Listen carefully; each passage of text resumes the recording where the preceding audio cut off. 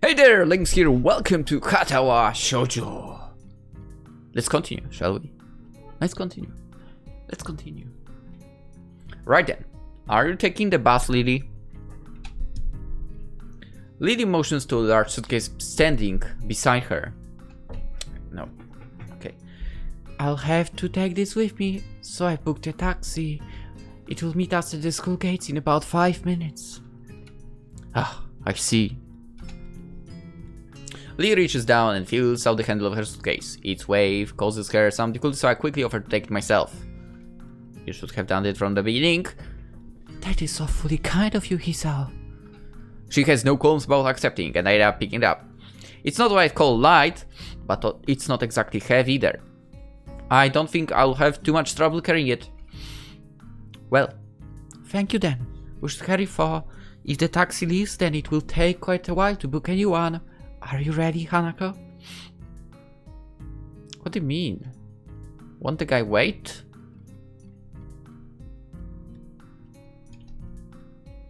Yeah, let's go. We dash to the gate as fast as we can, only to find that the taxi has yet to arrive. Unless it's already gone. Well, nothing like a bit of exercise in the morning. The nurse told me that I should be doing that. I think you probably had other things in mind, Hisao, and probably with more regularity. Do you intend to be helping people with their luggage every day? Hey, it wouldn't be such a bad idea. I guess not. Looks like we've got a bit of to wait and wait. How long should we wait for a taxi before calling them again? I would say another 10 minutes, but they never let me down before. There is probably just a little traffic. Okay then. So, how long is the flight to Scotland? About 16 hours. Oh my god. Actually, I don't know. About 16 hours, if I remember correctly. It's a bit hard to tell with the changing time zones. Yeah, fuck the time zones. So long. It's now that I realize Hanako's been unusually quiet, even for her. She doesn't handle the stress well, so she's looking really uptight. Yeah, I can't imagine being on a plane for that long. Clearly have never ridden. Right, road. Clearly have never rode a train in Poland. I wouldn't be surprised. I mean, I haven't either, because there is no point in using them. But I wouldn't be surprised if, like, some trips take 16 hours. Across Poland, by the way.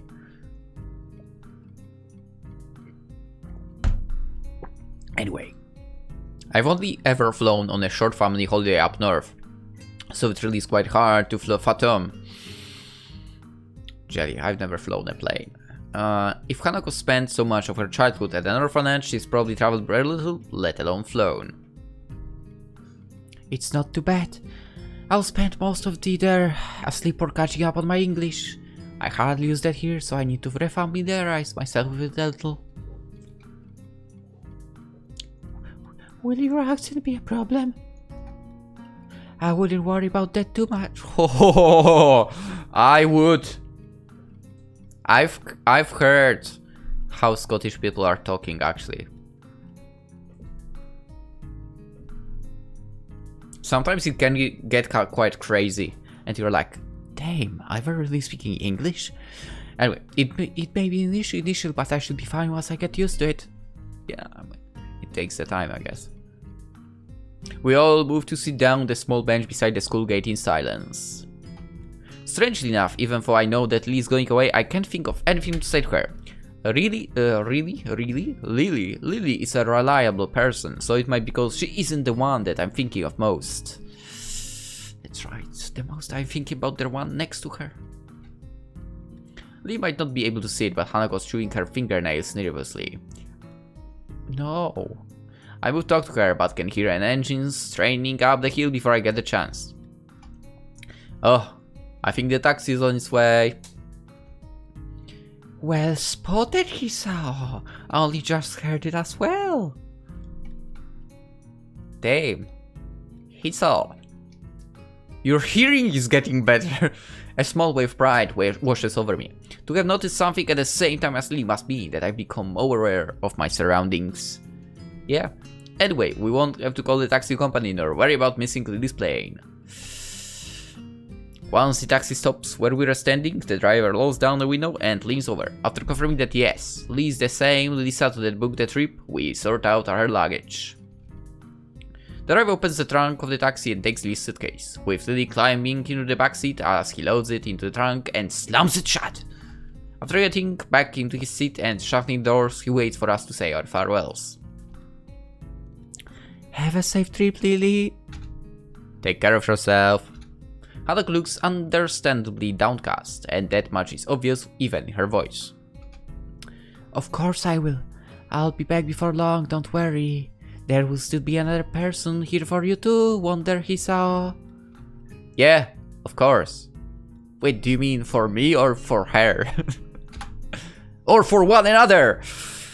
I turn and smile to Hanako, putting my hand on her shoulder. She only managed to keep eye contact with me for a couple of seconds, her cheeks red all the while, before turning back to Lily. See you, Lily. Goodbye. Lily gives her farewells to the of us with a fair measure of reluctance. Without further ado, the driver starts the engine once more and they begin the journey down the hill and towards the airport. The two of us stand at the gates for a long time, even after they disappeared from sight, not really knowing what to do. If I remember correctly, and I think I remember correctly, in Lily's route, we were actually at the airport when she was going on those 1 to 2 weeks family meeting in Scotland, right? So, what do you want to do? I don't know. Do you want to go to the city? How about we call it a day?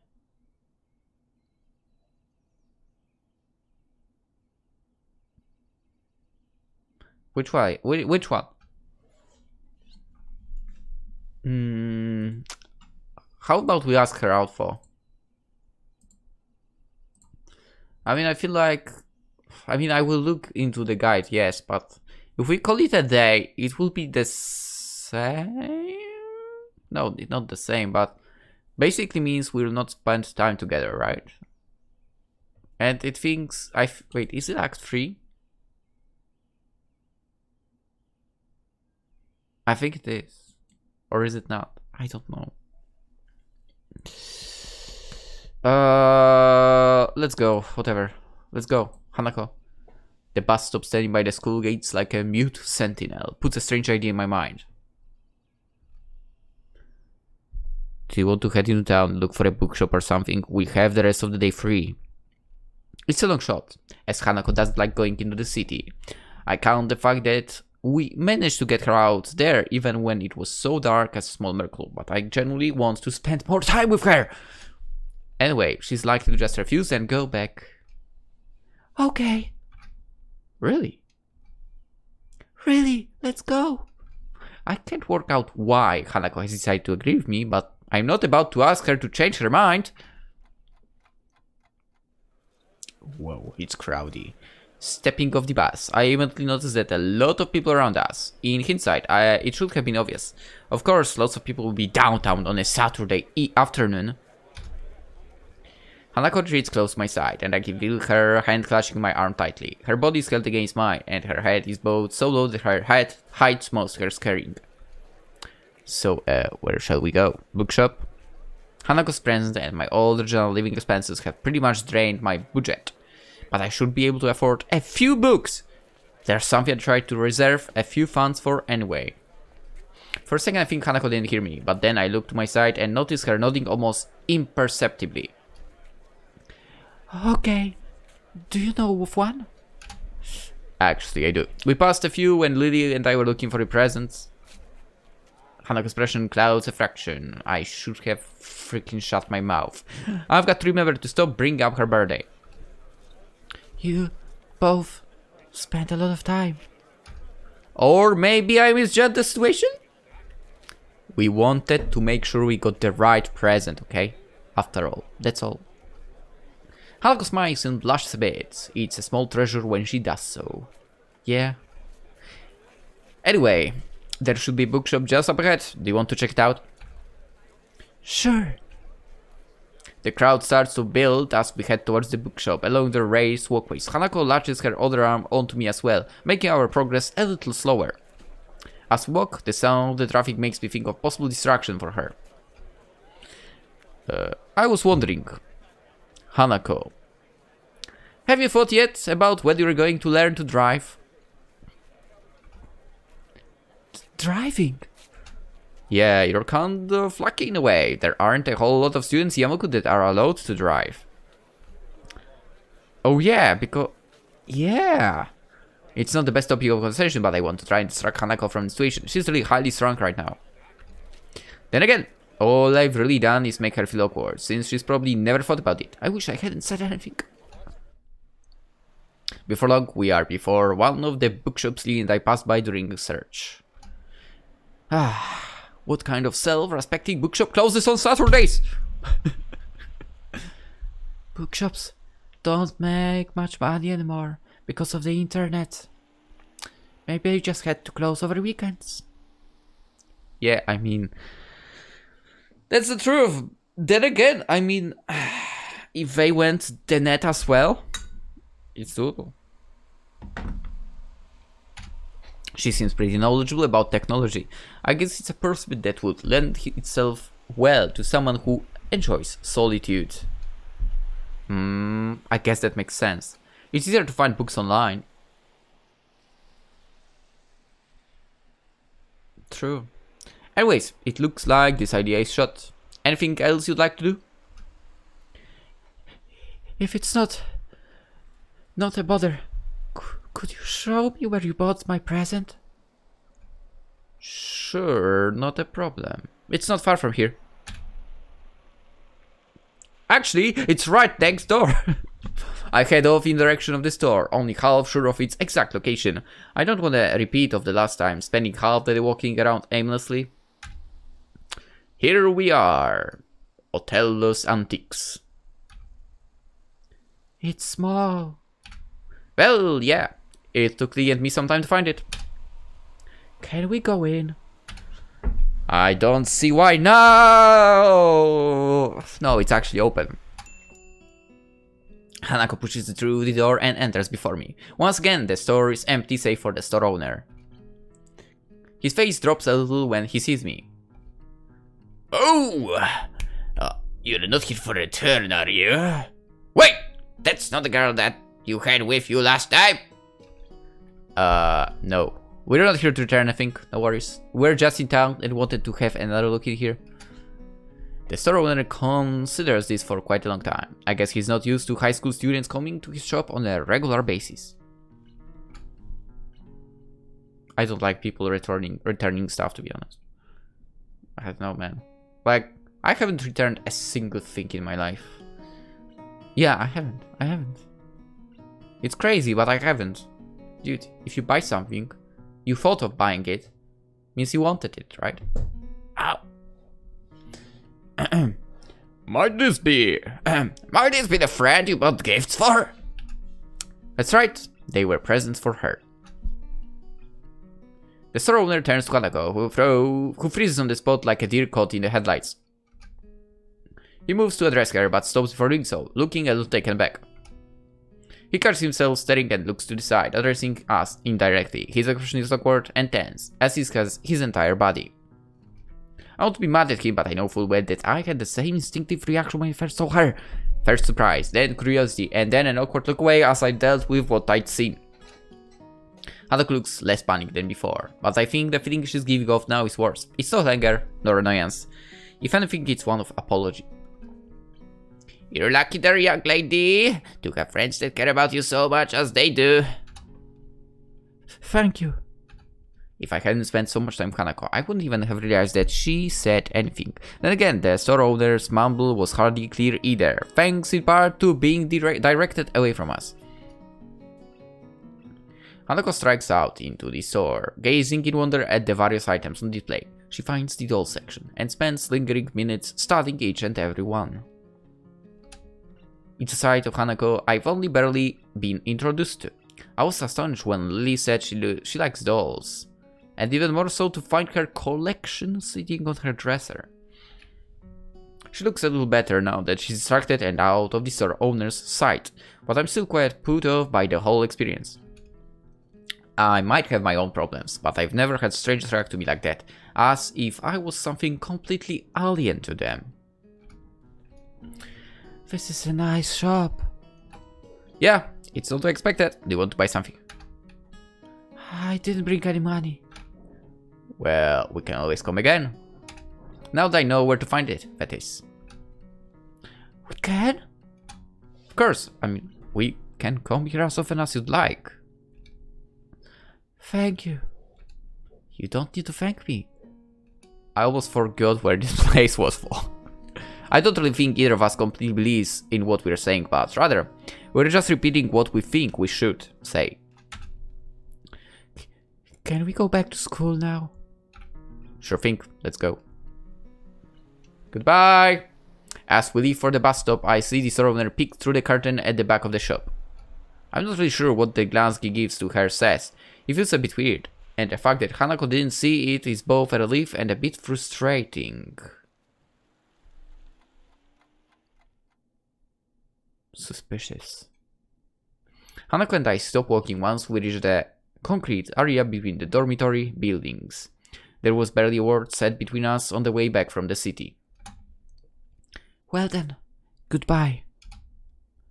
Okay, do you want to have some tea or something? How about the game? Hanako shakes her head embarrassedly. I'm tired. Maybe later. I've got homework. She sounds a little depressed. Hanako obviously does want to do more, but I suppose she would have a bit of schoolwork to catch up on. She's missed a few days of lessons. Homework. Thanks for reminding me. I've got a stack to do as well, I guess. I guess I'll see you tomorrow. See you, Hisao. Before I can say goodbye, Hanako has turned and began walking towards the entrance of the female dormitory building. I look at the door, she disappears through it for a bit, before going off towards my own dorms. Today was a tiring day. But a nice one at this, eh?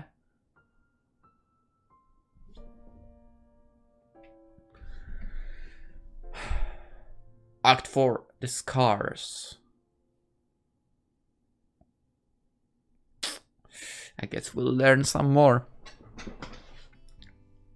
I woke up, took my pills, had a nice shower, quickly slipped on my uniform, ate a tasty breakfast, grabbed my bag, and headed off, all as per my usual daily routine. Anyone else concerned that we don't see much Kenji now?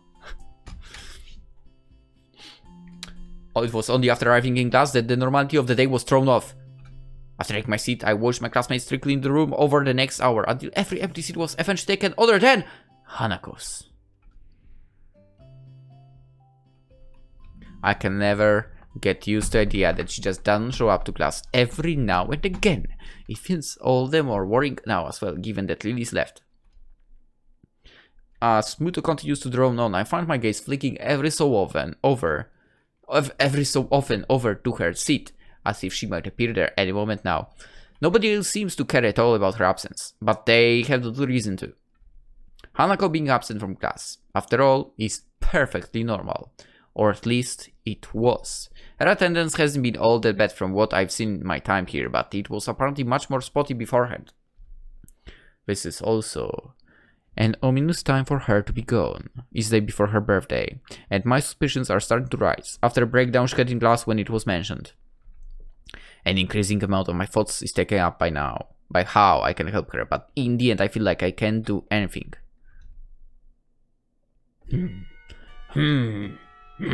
I mean, I don't have an idea as to. The bell heralding the beginning of lunchtime rings out, shaking me out of my thoughts. A collective sigh of relief can be heard from the class, for Muto looks quite put off. Well,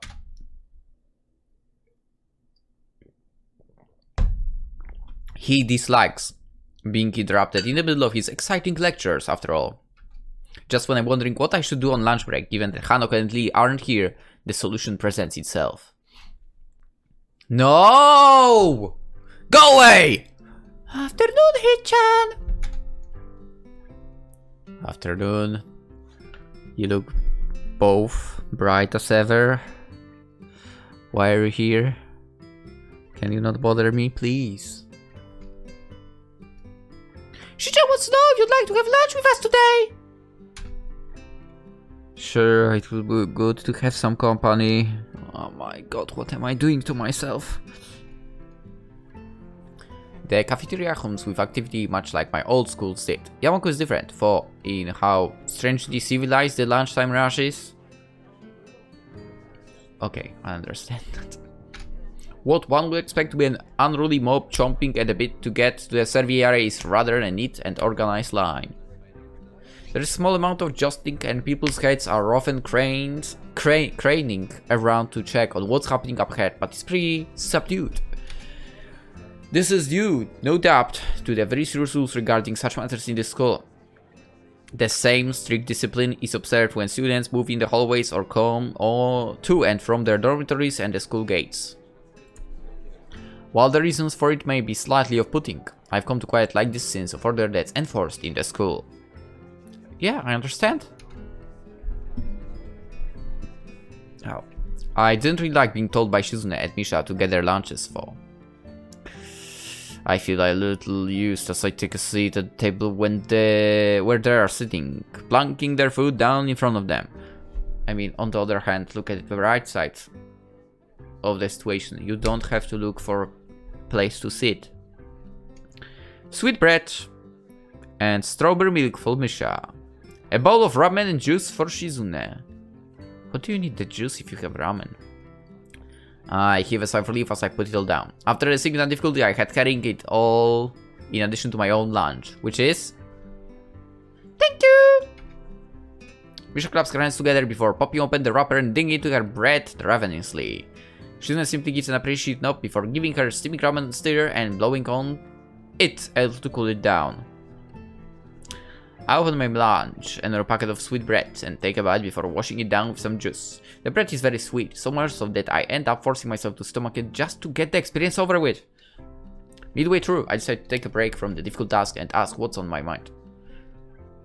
So, I'm guessing you two had a reason to drag me down here. You two seem to always have an ulterior motive after all. What are you saying, Fifan? We all have whatever. I can't. Misha, you are getting on my bad list right now. Because you decided to speak with still chewing. God damn it. Her mouth is full of sweet bread as she speaks. It's pretty unpleasant sight. Yeah. And noise for sure as well. She looks a little grossed out. I'm with Shizune on this one. Before going back to eating her ramen. I wait until Misha swallows what she has in her mouth before speaking again. You're not battering me up to make me work with you after school? Nope. Not trying to extract information from me that I might not want to give? Fine, you win. I guess you just want to eat lunch with me. With someone as intelligent and handsome as me then. That's it, chum! Ding ding ding! You got it! Shizune looks unimpressed as Misha finishes signing our conversation and sucks in the last of a long noodle as she signs her own thoughts. She just says you shouldn't be so suspicious of us. She's just doing her duty as a class representative, after all. How is she? Are you doing that? As much as I hate to admit it, it looks as if I still have trouble communicating with Shizune. It should be a simple matter of keeping eye contact with her and addressing Shizune instead of Misha in my speech. But when somebody else is doing that talking for her, it's a surprisingly difficult task. It's the class representative's job to ensure everybody's doing all right in class, ain't it? Not really. Wait, how is make me get your food ensuring that I'll go well in class? Shizune huffs and adjusts her glasses disapprovingly. So, this is the thanks you get for giving you companionship during the lunchtime. That's a total dodge of the question. Wait, hang on. How did you know that I... Lisa's away, and Hanako is absent, and since those two are the only people you hang around with... Kenji? And I met Miki. You also made it kind of obvious to see. Ouch. Ouch. I may well have done so, but she didn't need to rub it in. Maybe this is payback for before. Right, well, thanks, appreciate it. And it isn't sarcasm. The two nod, and we get back to finishing our meals. It feels a little embarrassing to be accompanied just because they notice I was lonely, but it isn't as if they are strangers either. It is long before I finish the last of my bread and start on the last of my juice. And as I do so, I find my mind wandering back to what I'd been thinking about before the two interrupted my train of thought. It feels like I'm the only one in the class that so much as acknowledges Hanako not being there. It felt like this is the other times she skipped class. There is also Miki, let's not forget. But now it's even more acutely annoying. Does nobody care if she's happy or not? Have they just written off any possibility of helping to make the better? Even Muto doesn't try to keep her in class, and I'm still... Dude, he explains the reason for that, and I'm still not wholly convinced by his reasoning. How do you know? It's a perfectly good reasoning, not gonna lie, for. Maybe not perfectly, but it's a good reasoning. Better than trying to force her to stay. Hey, Hichan, is your juice past its expiry date? What? You were putting a weird face like this. As if it were needed, Misha mimics my own expression, which I don't know how it looked. Her exaggeration makes me grimace, for she at least takes some amusement from it. I was just thinking about Hanako. Oh! Misha's interest speaks, and so is Shizune's, once my words are interpreted for her. I'm just worried about her being absent so often, especially now for what with her birthday coming around. The memories of that incident in class are still fresh in their minds. Their faces alone are telling that much. Do you know anything about her? Anything that might help? Misha shrugs and looks to June, who moves on this for a while. The only people she's ever talked to for more than a sentence or two are you and Lily.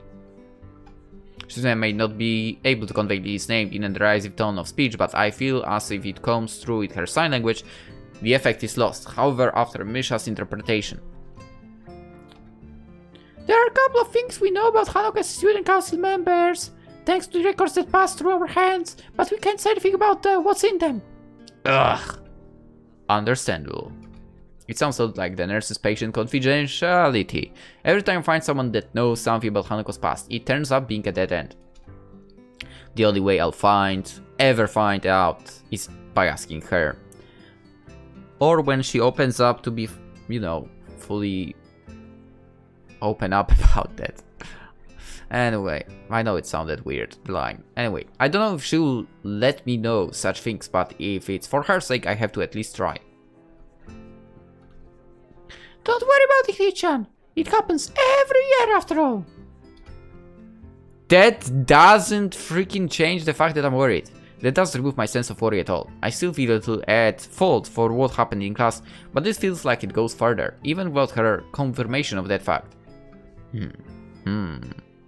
Misha notes my troubled expression, her own usually happy and energetic face dropping. Everyone has problems they have to deal with, right, Hichan?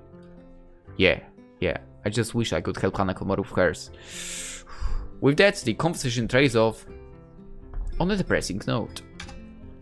Eventually, Misha managed to pick the mood back up through her usual bright and bubbly antics, but my mind remains focused on Hanako. I'll go check on her later. Welcome to later. I make sure my door is locked after dropping off my school bag. The dorms are quiet.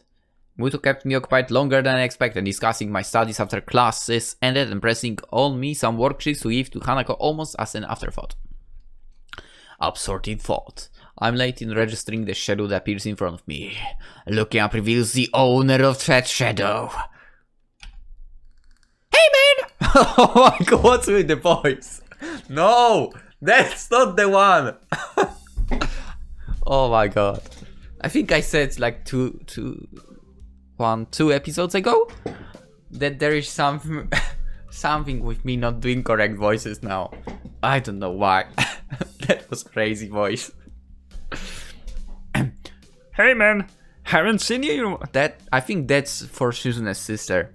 Whatever. Brother. Hey man, haven't seen you in a while. Oh, hi. What's with that response? My absent-minded greeting visibly annoys him.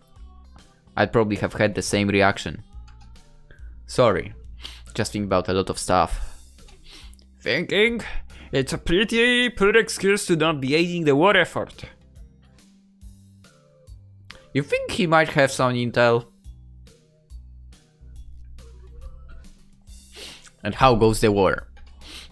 I'm preparing. Right now I need money to help with those preparations. For pizza or something? If you want me to lend you money, just say it. No man, I'm good. You're good? You don't want my money? Hey man, don't look so surprised. It's insulting. I'm pretty big in the competitive bowling scene, but yesterday I found some guys who didn't know that. And the freaking glasses thing now. I'm fairly... Actually, you know what? I think I can do that. I have pretty crappy glasses over here, but whatever. I don't even know through... Where are they? God damn it! I can't find them. God! What? Oh, there they are. I have pretty crappy pixel glasses, okay? I don't know why I got them. He'd be like, you know... Oh, I have the fucking headphones. Hey man! No, where was it? Where was it? I'm pretty big in the competitive bowling scene, but yesterday I found some guys who didn't know that. Anyway, by the way, have I mentioned that I actually don't like wearing glasses?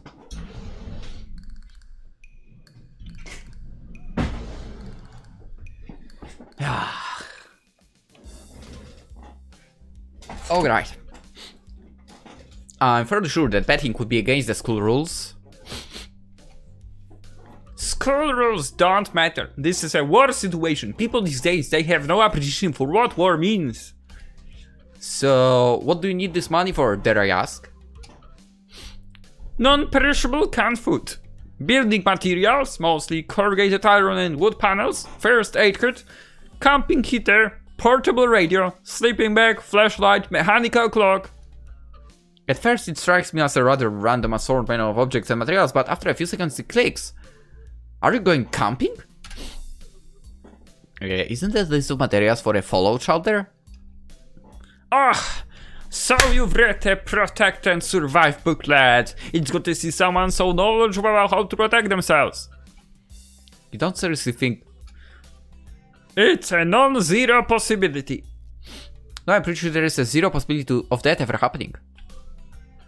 Are you sure, Fo? I wouldn't be so sure, man. He slowly and dramatically raises an eyebrow. Well, as dramatically as one can raise an eyebrow. The chance is, I don't know how, 0.1 to tell the trillionth place. It's infinitesimal. Besides, where can you build a fallout shelter anyway? Certainly not on a campus. Exactly, on a campus.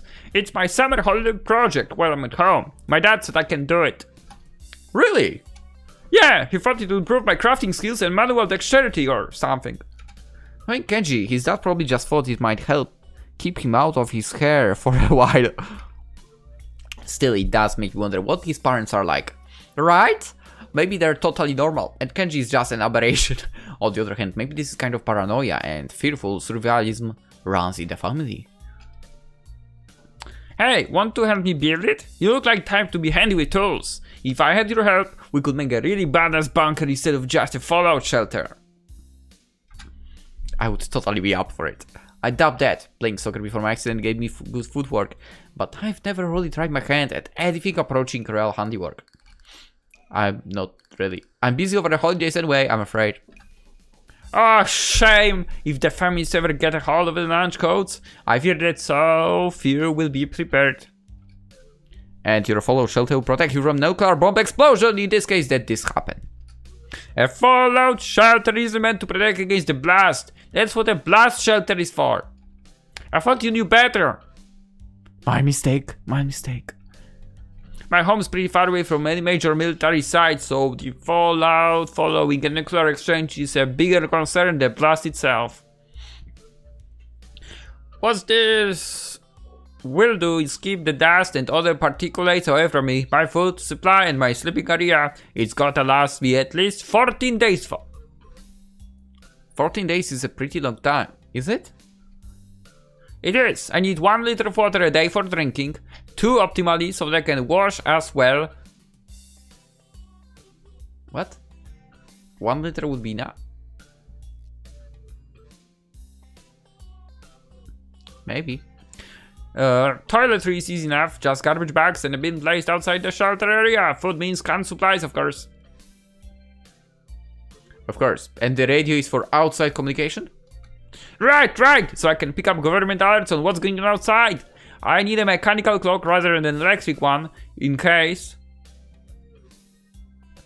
the electromagnetic pulse from the nuclear airburst fries it too. There's all the other stuff I need as well, like extra clothing, matches, candles. I think I still have time to gather it all for maybe. As much as I hate to say it, I'm not impressed. He's really researched this and thought it through. Then again, I don't know if I want to live in a post-apocalyptic world with only people like Kenji having survived. It sounds like you really know what you're doing. Damn right I do. It must be hard living in constant fear like this. He hardly ever socializes either, so the fact he went bowling with others is in itself something of a surprise. This mentality reminds me a little of a certain someone. Thankfully, her fear of others does manifest in such a distinctly eccentric way. One thing I know for sure is that I certainly can't tell him exactly why I haven't been hanging around with him much recently. It's late. I have stuff to do, by the way. I'll think about making a fallout shelter or something for... Yeah, alright, that's cool. A man has to do what he's got to do after all. You should hang out with me sometime, by the way. You cool dude. Cool dudes should hang out together. I can't say it with a straight face. Oh boy. Cool dudes should hang out together, right? I mean, for some reason, that compliment actually feels kinda nice. The situation with Hanako being what it is for means that I probably won't be able to fulfill his request, for now at least. But you know, given that Hanako likes bowling, not bowling, I want to say snooker, 8-ball. She liked 8-ball. Why? So basic pool, now that I think about it. Why was it called billiard in the game? Or was it not? Yo, I don't remember anymore. And I can't really go back now. Billiard. But isn't it also called pool? It's definitely called pool. Whatever. Basically, she enjoyed 8-ball. Maybe she would enjoy bowling as well, to be honest. That'd be good. I'll talk to you later about then when I can. Cool, later, dude. He retreats to his dormitory room. I'd better go see Hanako. I stand outside the door, to Hanako's room, hoping that she isn't in too much of a state as I nervously clutch the worksheets Muto asked me to pass to her. It's one more reason to visit her, and it gives me something to talk about, so I suppose I should be thankful to him for giving me the task. With a long breath to steady myself, I rub my knuckles on the door in front of me. Silence. I listen intently for any sound of shouting coming from inside, but I can't hear a thing. I knock on the door again, slightly harder. Still no answer. How strange. Scratching my head, I make one last attempt at getting her to answer as I knock on the door one final time. Hanako, it's just me. Muto said to give you some stuff. You know what? Given that she has 3 endings, I feel like this situation right now that we are in might be somehow the situation which will lead us which will vary. Well, we didn't have a choice yet, so maybe not. Never mind then. For a while, the attempt seemed just as unsuccessful as the last. Just before I slip the sheets under the door, I hear a handle rattling. As the door opens halfway, I quickly try to see how Hanako's faring. It's a task made somewhat more difficult by her oversized gown, hiding so much of her body. She doesn't look sick, or at least not immediately so. To be honest, I'd have preferred that to her expression right now. She looks terribly tired, and appears to be barely acknowledging my presence. Hi, Hanako. Muto wanted me to give you this since you were in class today. I hold out the loose sheets, which she tentatively takes in her hands. The way she moves is devoid of thought. Her posture is slumped, in an unusual manner for someone that's so often tense and wound up. Even her eyes keep looking away from mine, doing their best to avoid eye contact. I move my head a little to try and get a better look, but she just ends up turning away.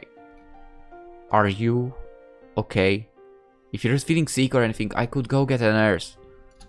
It feels almost pitiful to put on such a routine. Get well soon act. I can't think of anything else I could possibly do for her for. She seems to collect herself a little at the notion, but only a little. Her head remains turned away, but her eyes move towards me. I'm fine. An awkward silence follows. As it lingers, I notice that the sleeves and the cuffs of her gown bear slightly damp stains. Her cheeks are a bit red too. Has she been crying? I see. I hesitated before coming out with the words I really came here to say. Would you like me to stay? I don't have anything urgent to the moment, so it wouldn't be any trouble. Her eyes slide away from me, and I lose any hope for an improvement of her mood. I wait for the response, but she doesn't say anything, nor give any kind of gesture. She just stands there, looking away from me. Hanako. She slowly shakes her head. Okay, Okay. Good night then. With that, Hanako steps back and closes her door without a second word. More gently worried, I retreat back to my room. Wandering up the hallway, I keep mulling over what happened. It felt like Hanako was only half there, as if I was interacting with a robot that was just doing what it was programmed to without any real thought. She was a husk of a person. This is frustrating! I had hoped that meeting Hanako would help the situation, but I feel like it's only made it harder to understand her. How am I supposed to try and help her when she quite literally shuts me out like that? We have to think of something. I don't even bother to turn on the light, opting instead to simply change to my pajamas, quickly choke down my evening pills, and collapse onto the bed. Maybe we'll find out some solution in the next episode. Who knows? Anyway, for now, hope you enjoyed. Hope to see you there, and I wish you a wonderful day. Bye bye.